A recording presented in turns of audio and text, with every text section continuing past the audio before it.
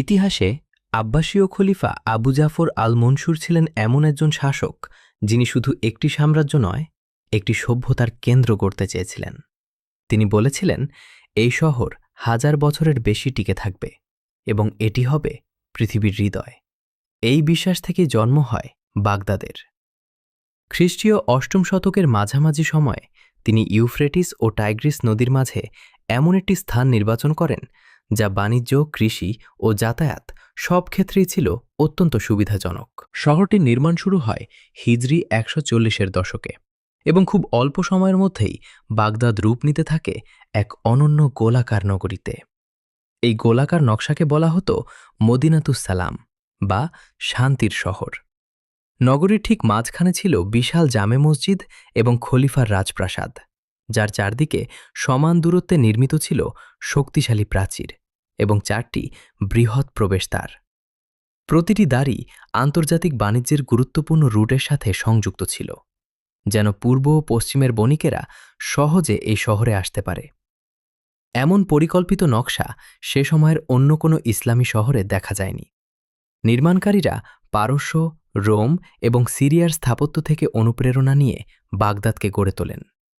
শহরটি দ্রুতই সাম্রাজ্যের প্রশাসনিক কেন্দ্র হয়ে ওঠে। এখানে ছিল বিদ্বানদের বসবাসের জন্য আলাদা মহল্লা, বাণিজ্যিক বাজার এবং কারিগরদের কর্মশালা। প্রতিটি সড়ক এমনভাবে সাজানো ছিল যেন সহজে চলাফেরা ও নিরাপত্তা নিশ্চিত হয়। বাগদাদের জন্ম ছিল কেবল একটি রাজনৈতিক সিদ্ধান্ত নয়, এটি ছিল জ্ঞানান, সংস্কৃতি ও নেতৃত্বের এক নতুন যুগের সূচনা। পরবর্তী শতাব্দীগুলোতে এই শহরই হয়ে ওঠে মানব সভ্যতার সর্বশ্রেষ্ঠ জ্ঞানকেন্দ্র। বাগদাদ বিশ্বের জ্ঞান রাজধানী হয়ে উঠেছিল কোনো আকস্মিক কারণে নয়। এর পেছনে ছিল গভীর রাজনৈতিক দূরদৃষ্টি এবং অসাধারণ সাংস্কৃতিক পরিবেশ। আব্বাসীয় খলিফারা ভালোভাবেই জানতেন, একটি মহান সাম্রাজ্য শুধু সামরিক শক্তির ওপর চলে না, এটি টিকে থাকে জ্ঞান, গবেষণা ও সাহিত্যিক উৎকর্ষের ওপর। তাই শাসকগণ শুরু থেকেই পণ্ডিত, দার্শনিক, গণিতবিদ, চিকিৎসক এবং অনুবাদকদের বিশেষ সম্মান, নিরাপত্তা ও আর্থিক পৃষ্ঠপোষকতা দিয়েছিলেন। খলিফা হারুন আর রশিদ এবং তার পুত্র আল মামুন বিশেষভাবে উল্লেখযোগ্য। তারা পূর্ব ও পশ্চিমের নানা অঞ্চলে দূত পাঠিয়ে বিরল গ্রন্থ সংগ্রহ করতেন। গ্রিক দর্শন, ভারতীয় গণিত, পারস্যের চিকিৎসাবিদ্যা সবকিছুই বাগদাদের পণ্ডিতরা অধ্যয়ন, অনুবাদ এবং উন্নততর সংস্করণ তৈরি করতেন। ইউরোপ তখন অন্ধকার যুগে নিমজ্জিত ছিল, কিন্তু বাগদাদে গ্রিক দার্শনিকদের চিন্তা নতুন প্রাণ পেতে থাকে। পণ্ডিতদের একটি বিশেষ সম্মান ছিল, তারা ভিন্ন ধর্ম বা ভাষা হলেও সমান মর্যাদা পেতেন। সিরিয়াক, পারস্য, সংস্কৃত, রোমান ও গ্রিক ভাষার বিশেষজ্ঞরা একই প্রাঙ্গণে কাজ করতেন, যেন এটি ছিল মানবজ্ঞানের আন্তর্জাতিক কেন্দ্র। অনুবাদ আন্দোলনই বাগদাদকে সেই অনন্য মর্যাদা দেয়, যেখানে পুরনো জ্ঞান শুধু সংরক্ষণই নয়, বরং উন্নতি লাভ করে। বাণিজ্য পথের সুবিধা এবং অর্থনৈতিক সমৃদ্ধিও জ্ঞান চর্চায় সহায়ক ভূমিকা রাখে। বিভিন্ন অঞ্চল থেকে ধনী বণিকেরা আসতেন, তারা দানস্বরূপ গ্রন্থ ও অর্থ প্রদান করতেন। ফলে বাগদাদ হয়ে ওঠে এমন এক শহর যেখানে জ্ঞান ছিল রাষ্ট্রের প্রথম অগ্রাধিকার। বাইতুল হিকমা, যার অর্থ জ্ঞান গৃহ, ছিল মানব ইতিহাসের অন্যতম মহিমান্বিত প্রতিষ্ঠান। এটি শুধু একটি গ্রন্থাগার ছিল না, বরং গবেষণা কেন্দ্র, অনুবাদ একাডেমি, মান মন্দির এবং আন্তর্জাতিক জ্ঞান মেলবন্ধনের স্থান। খলিফা হারুন আর রশিদের ভিত্তি স্থাপন করেন, আর তার পুত্র আল মামুন এটিকে রূপ দেন একটি পূর্ণাঙ্গ বিশ্ববিদ্যালয়। এখানে সংরক্ষিত ছিল গ্রিক, সিরিয়াক, পারস্য, সংস্কৃত এবং রোমান ভাষার অমূল্য পাণ্ডুলিপি। অনেকেই বলেন সেখানে ছিল কয়েক লক্ষের বেশি বই, যা সে সময়ের ইউরোপের সমস্ত গ্রন্থাগারের সামগ্রিক সংখ্যাকে ছাড়িয়ে যায়। পণ্ডিতরা দিনের আলো নিভে যাওয়ার পরও প্রদীপ জ্বালিয়ে গবেষণা করতেন। রাষ্ট্র তাদের জন্য বরাদ্দ করত বেতন, আবাসন এবং বিশেষ সুবিধা। অনুবাদ আন্দোলন ছিল বাইতুল হিকমাহর প্রধান কার্যক্রম।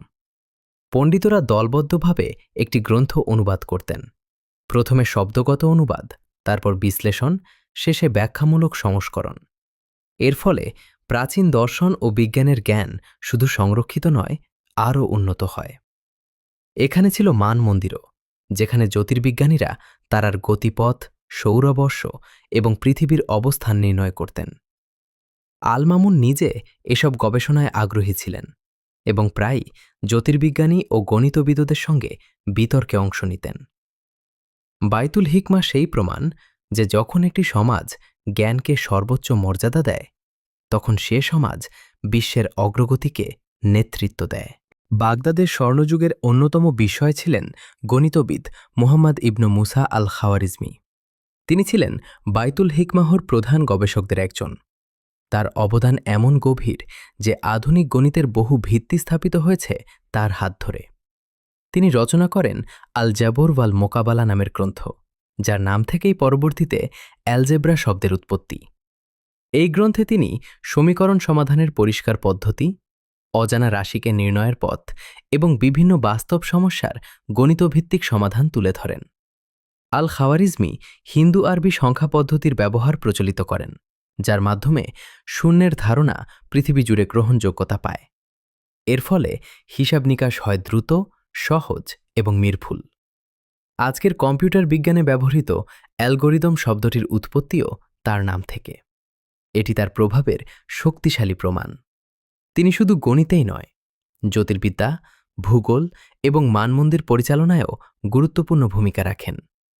তার জ্যোতির্বৈজ্ঞানিক সারণী এতটাই নিখুঁত ছিল যে বহু শতাব্দী ধরে ইসলামী বিশ্বের মানদণ্ড হিসেবে ব্যবহৃত হয়েছে।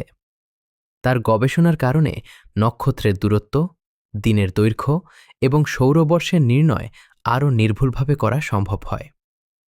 আল খাওয়ারিজমির কাজ প্রাচ্যের সীমা ছাড়িয়ে ইউরোপ পর্যন্ত পৌঁছে যায়।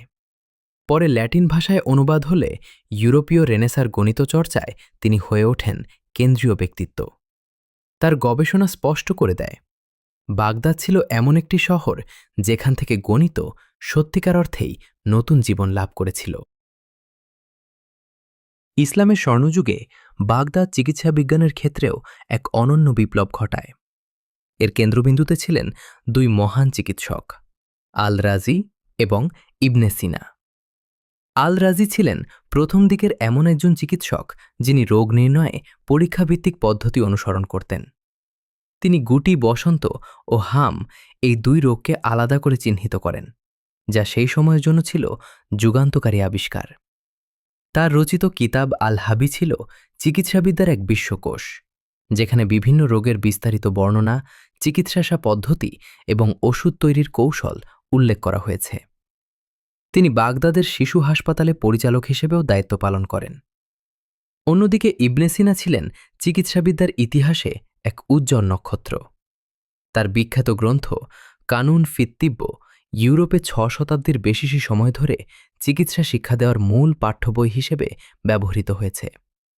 তিনি মানবদেহের গঠন, মনোরোগ, সার্জারি, ঔষধবিদ্যা এবং জীবাণুজনিত রোগের ধারণা নিয়ে অসাধারণ গবেষণা করেন।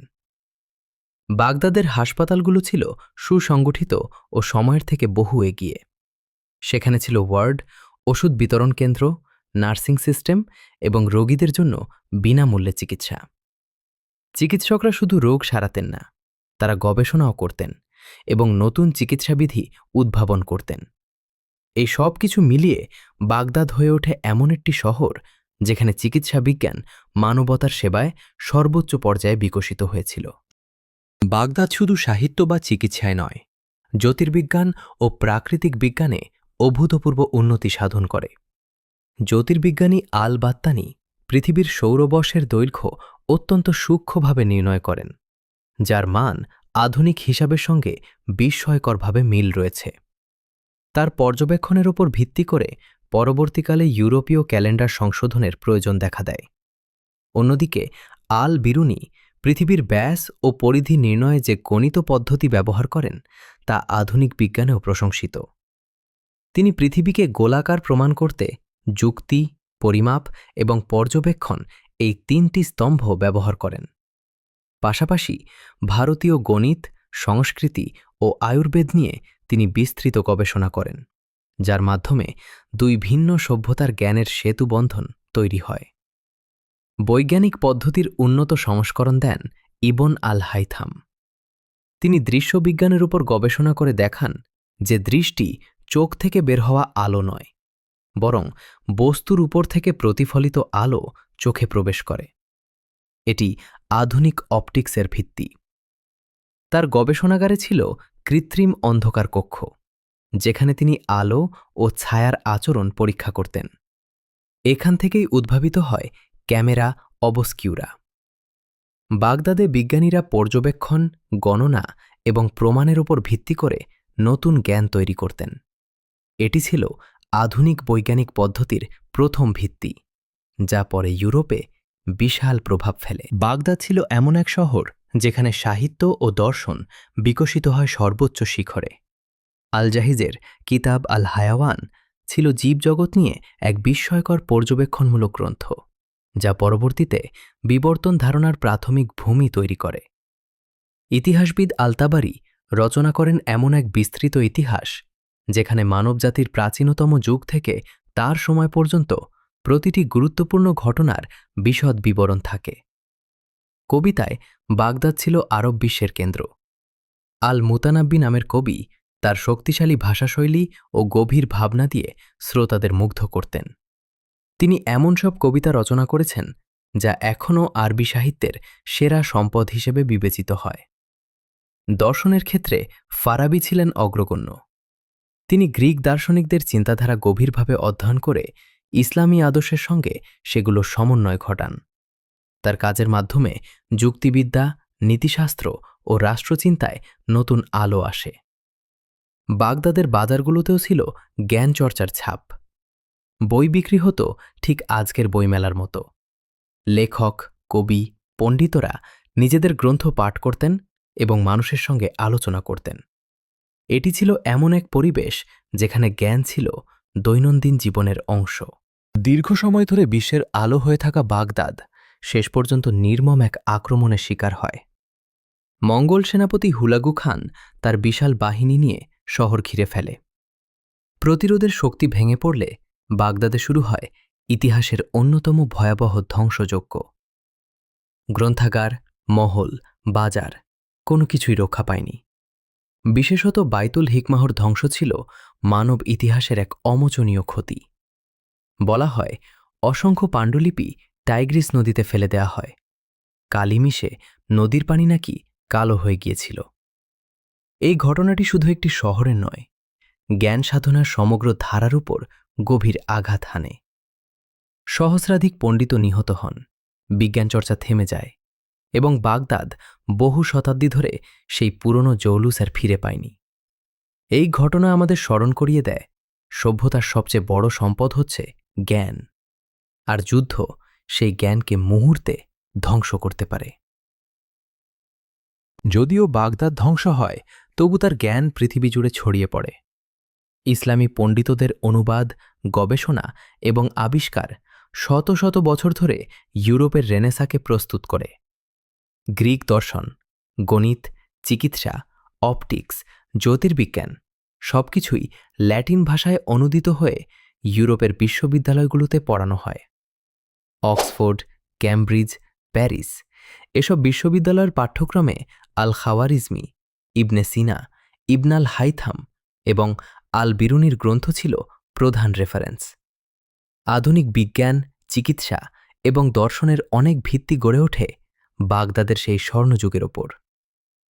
বাগদাদের ইতিহাস আমাদের শেখায়, যেখানে জ্ঞানকে সম্মান করা হয় সেখানে সভ্যতা বিকশিত হয়, আর যখন জ্ঞান ধ্বংস হয় তখন মানবজাতি অগ্রগতির আলো হারায়। আজও পৃথিবীর অসংখ্য শিক্ষা প্রতিষ্ঠান সেই স্বর্ণযুগের কাজকে ভিত্তি করে গবেষণা চালিয়ে যাচ্ছে। বাগদাদ হয়তো আজ আগের মতো উজ্জ্বল নয়, কিন্তু তার জ্ঞান মানবজাতির চিরন্তন সম্পদ হয়ে বেঁচে আছে। যদি জ্ঞান আর সত্য আপনাকে ছুঁয়ে যায়, তাহলে সাবস্ক্রাইব বাটনে ক্লিক করুন। আমাদের পরের গল্প আরও গভীর।